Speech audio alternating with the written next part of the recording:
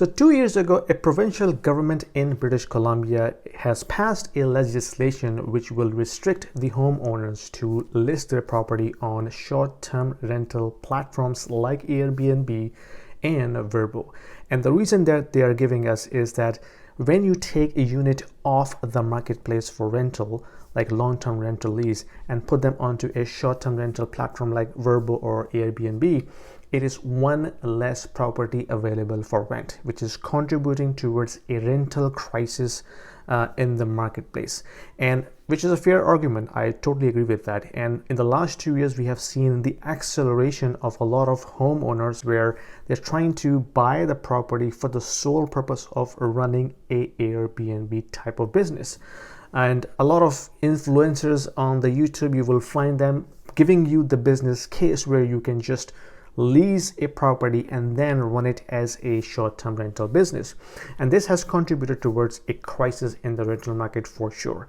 And what the BC government is trying to do is trying to crack down on the landlords putting these properties on short-term rental platforms. So basically, if you are a homeowner and you're leasing your own property, let's say a room or a basement apartment, then you're allowed to do so. But if you have a completely separate investment property and you're putting this on a short-term rental platform, then will not be allowed unless you're living in a resort area or there are certain conditions like less than 10,000 people population.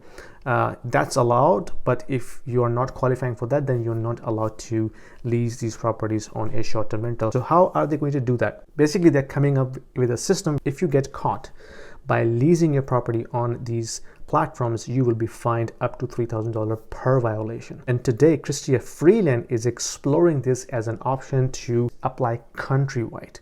They're just thinking about it. It hasn't been done yet, but if they are able to do it across the country, this will definitely be a catalyst to trigger a housing crisis in the country.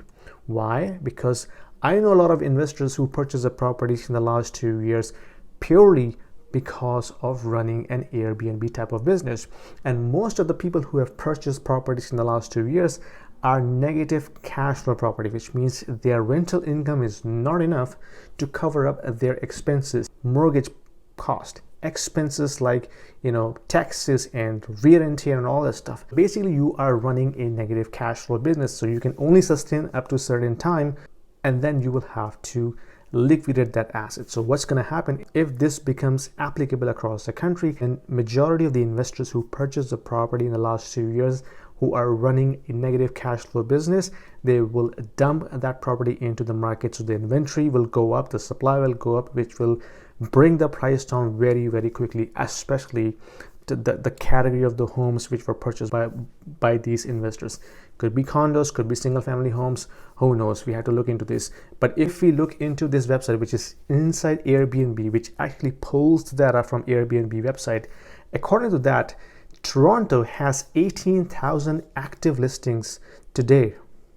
And out of that, 65% are basically entire unit, entire apartment. They are not a portion of the primary residence, right? So imagine 50% of the listings come into the market tomorrow. What's going to happen with the price? I'll let you be the judge. This will be a catalyst, a potential catalyst to bring the property market down. We already have higher interest rate, which is crushing the demand. We already have existing homeowners coming up for renewal in 2023, 2024, 2025.